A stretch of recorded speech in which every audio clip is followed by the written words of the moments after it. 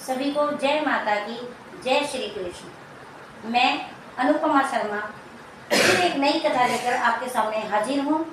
कथा को जरूर सुने, पसंद आएगी लाइक, सब्सक्राइब, कमेंट, शेयर अवश्य करें। तो एक थे अर्जुन जी। तो वो साधु संतों की बहुत ही ज्यादा सेवा किया करते थे। तो उन्होंने एक भैंस खरीद ली थी और उस भैंस के दूध, दही, घी आदि से वो साधु संतों की सेवा किया करते थे। तो वो भैंस भी इतना अच्छा दूध देती थी कि काफी घी, काफी दूध, काफी दही इकट्ठा हो जाया करता था। जब कुछ लोगों को ये बात पता चली कि इनकी भैंस बहुत ही अच्छी है और उसी से साधु संतों की सेवा भी हो रही है, तो कुछ चोरों ने क्या करा, उनकी भैंस को चुरा लिया। अब जब अर्जुन जी की आंख खुली और सुबह को भैंस नहीं मिली तो वो भगवान जी से नाराज हो गए।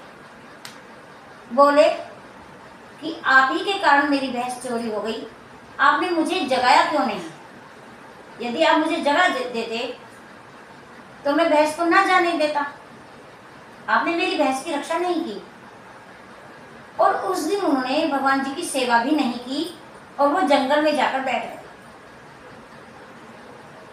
अर्जुन जी के इस प्यार भरे क्रोध के कारण श्री कृष्ण जी रीझ गए और उन्होंने अपना रूप ही अर्जुन का बना लिया और वो वहां चोरों के पास गए और उनको डराया, धमकाया और चोरों ने उनकी भैंस वापस कर दी और कृष्ण रूपी अर्जुन ने वो भैंस लाकर वहीं उनके घर पे बांध दी। लेकिन जो सचमुच में अर्जुन थे उनको कुछ भी नहीं पता था, क्योंकि वो तो जंगल में बैठे थे। जब उनके गांव वालों ने अर्जुन को जंगल में बैठे देखा तो बोले, कहिए अर्जुन जी, भैंस कहाँ मिली? अर्जुन जी चौंक गए कि क्या भैंस कब मिली, कहाँ मिली? वो बोले, वाह, भैंस तो आपके घर में ही बंधी है और आपको पता भी नहीं। अर्जुन जी तुरंत दौड़े दौड़े घर आए और घर वालों से पूछा, भैंस कौन देकर गया था यहाँ पर, किसने बांधी? उनके घर वाले बोले अर्जुन जी से, ऐसा सवाल क्यों कर रहे हो? थोड़ी देर पहले आप ही तो लाए थे, आप ही ने तो बांधी है अपने हाथों से और आप ही भूल गए।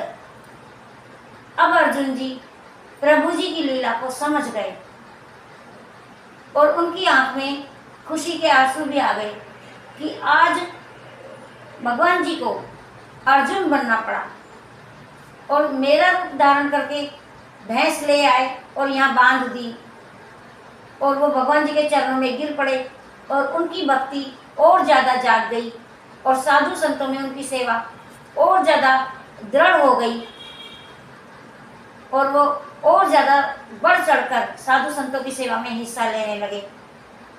तो ये थी आज की कथा। पसंद आ गई होगी, लाइक, सब्सक्राइब, कमेंट, शेयर जरूर करें। अगली कथा तक के लिए मुझे आज्ञा दीजिए और सभी को जय माता की, जय श्री कृष्ण।